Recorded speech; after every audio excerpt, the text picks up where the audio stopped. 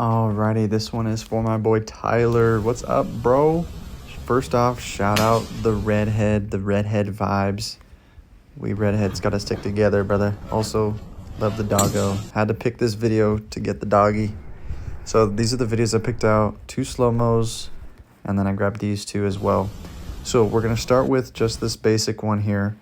There's a lot of things to kind of go over, so I'm going to try to keep it as brief as possible, stick to the main points just to kind of give you some ideas to kind of give you like a starting point of like things that you can work on, things that you can do some searches for to at least be tailored toward your golf swing, which is what this whole thing is about for me, helping you guys to figure out what it is that you should be targeting in your golf swing that is going wrong.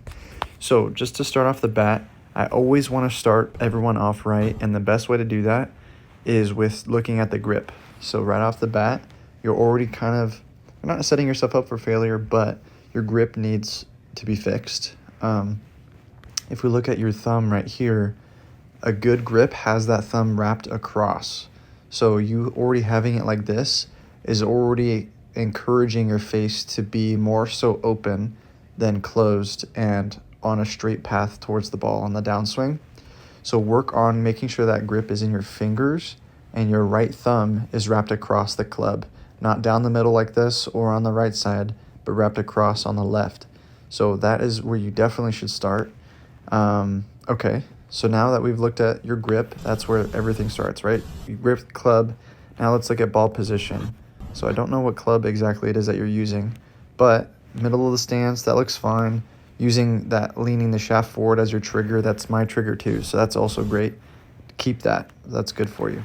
But again, just like your thumb here, like I shouldn't be able to see your thumb. Wrap that thing across, get full control of that grip, and I want you to pretend like you're wringing a towel with your hands and twisting them inwards towards each other. That's going to give you more facial control in your golf swing. Okay, so quick little grip tip there. Next, we're going to look at your takeaway. Okay, so let's see what we do here. Looks pretty solid to me, but the only thing that's not good is as the club is disappearing, which is why I think you sent me these slow-mo ones. The only problem with this takeaway is you got to look at how closed your face is on your takeaway. So right about here, your face is completely shut right now. That thing should be rotated about I don't know the angles and all that stuff. That should be rotated about 45 degrees. So right now it's shut. It's not even the same as your spine angle. It's shut more than your spine angle. That should be laying completely straight up the toe of it to the sky, to the point where you should be able to pause halfway through your swing, turn and face the camera while keeping it there and setting it back down, and you being perfectly lined up to aim the other way.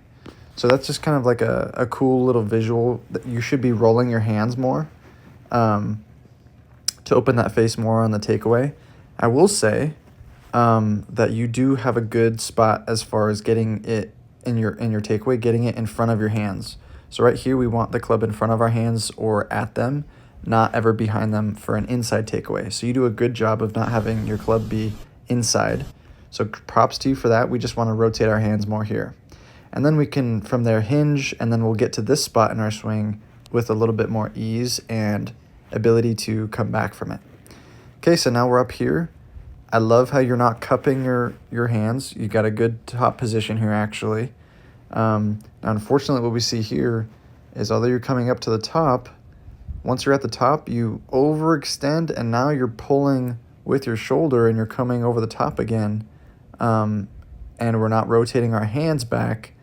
And because we're coming over the top, we're coming from a different angle, and because we didn't learn how to like drop our hands to our hips or roll the club, now you're coming back on top of it with the heel of the club. And the reason why you bladed this is bad weight distribution, which we'll get to in a second as well. Okay, so I know I kind of just said a lot of things there, but takeaway, then we're coming over the top, our balance is pretty off, and we're not rolling our hands through. Finish though, 8 out of 10 finish. Holding this is great. But let's look at it again. Okay, and now in slow-mo, let's break it down. So let's get past the takeaway here. Now we're at the top of our swing. The best thing to do from here is to drop our hands down to our right pocket, just like the way that you took it up, bringing it back down here like this. But instead what we see is you kind of turn your shoulder over. I will say this swing is actually better than the other one we looked at, but the principle for this is your weight distribution. That's going to be the key, the main thing that we're looking at. Although the swing is different, your weight distribution as far as getting your weight from your back foot to your lead foot is off. So right now look at this impact position right here. Both of your feet are planted straight on the floor. You look like you're at a dress, like you're about to take the club away, but you're like a millisecond away from hitting the ball. So that's a tough impact position. Like from here, you're going to have an impossible time generating any kind of distance, let alone being consistent enough to actually hit the ball like this. So it's impressive that you hit the ball that good, to be honest with you.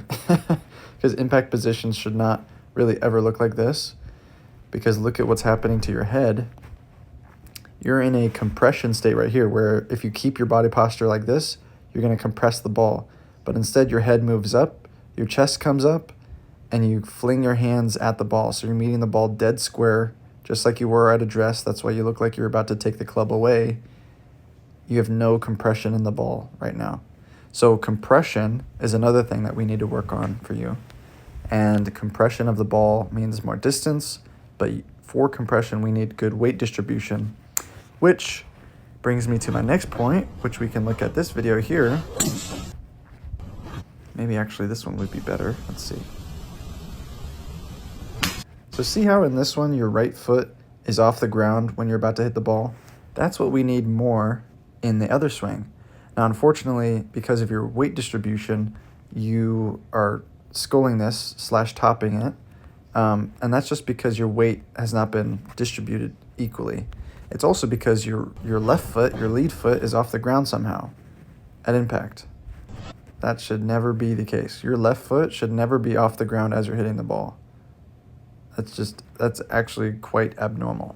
So we want that left foot to stay on the floor. That right foot can start to transition to come up off the floor. Not too soon, but I think this is a more appropriate. Our feet should be on the floor, on the floor, on the floor.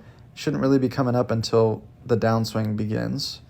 And this is totally fine. If you have your feet up off the floor, it's going to be impossible to chunk it, but we need our left foot on the floor to make sure we're hitting down on the ball. And right here, you're kind of playing tippy toes. You're standing on your toes with both of your feet instead of being planted on your left and lifting up on your right. So good weight distribution. The industry standard, hold on, let me just make sure I'm still recording here. The industry standard for weight distribution is about 85% of our weight should be on our front foot through the whole entire golf swing.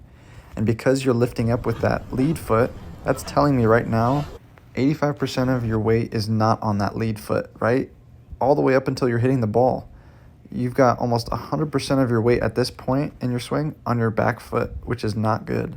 We need the adverse of that to be happening.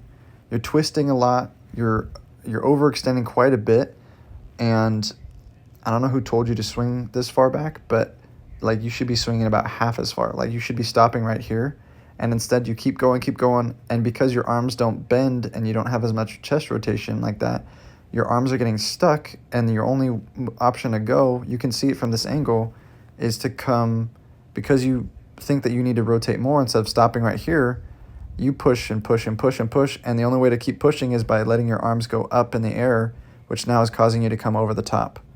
So I know that was kind of a lot of info. You can rewind and rewatch all this stuff. This is for you to watch, my friend. But the main thing that we need to work on for you is like, there's a lot of moving factors for your swing. Now you've got a couple of things that you're doing the right way, but to truly bring it all together, I'm going to tell you exactly what it is right now. So let's look at this swing, and I'll break it down step by step. That way you know what drills you can look up on YouTube, what things you can search, and what things are going wrong in your swing that you need to work on. So step 1 is fixing your grip. Okay, so 1 is grip. 2 is your takeaway. You got to work on your takeaway, not having such a shut face.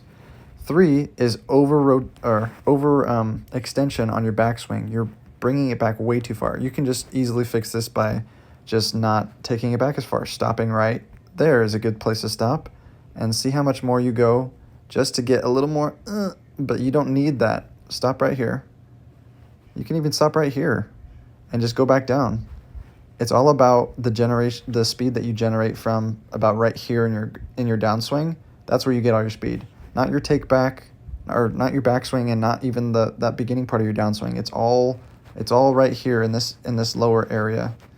Okay? So stop taking it back so far. Number 3, I think. 4, learn how to drop your hands back down to your hips as opposed to pulling from the top, but that will be easier to fix once you stop overextending on your backswing. Okay, the next thing that we need to look at is your weight distribution. Learn how to properly distribute your weight from the front of your leg to the back of your leg and then back through the swing. So your weight distribution, your weight transfer in the golf swing is the next thing that you need to look up and look into, okay, and fix. Next thing that we need to talk about is compression, but that compression will just naturally unfold when you fix the weight distribution problem. And the last and final thing, this will again be fixed by you not overextending so much, is your head movement. So your head moves quite a bit in your swing. If you just look at your head right here, it's moving quite a bit. Now head movement is something that you're not going to really ever get rid of completely because it's like really difficult to do, and for some reason only Asian golfers have learned how to not move their head when they're swinging. It's kind of unbelievable. But I want you to look at just how much you dip your head down as you take it up, and now your head moves, and now you come down to hit the ball, and now your head comes back up to stand, and this was our starting position. But you have no compression with your club head. So learning how to compress the ball is the last and final thing, along with your head movement. So from that angle, it's gonna, although you're starting from here, if we had a second camera angle from this, you starting to hit the ball, look at this impact position. Although you've got very, very slight club head lean, you're almost exactly square with this ball because you're standing up, you're kind of throwing your hands at it. That grip should be how you started the swing. See how much more kind of compression you have? You should have that or more so. And instead, you're standing up on your tippy toes again. I can see it. We can see it right here. You're on your tippy toes, bruh. And we're meeting the club and the ball like dead square with no compression. So those are all the things, my friend, that you can look up and look into and dive in there. If you want some other things from me, shoot me a message. I got you. But my boy Tyler, that is what I have for you. Take care, and I will see you in the next one.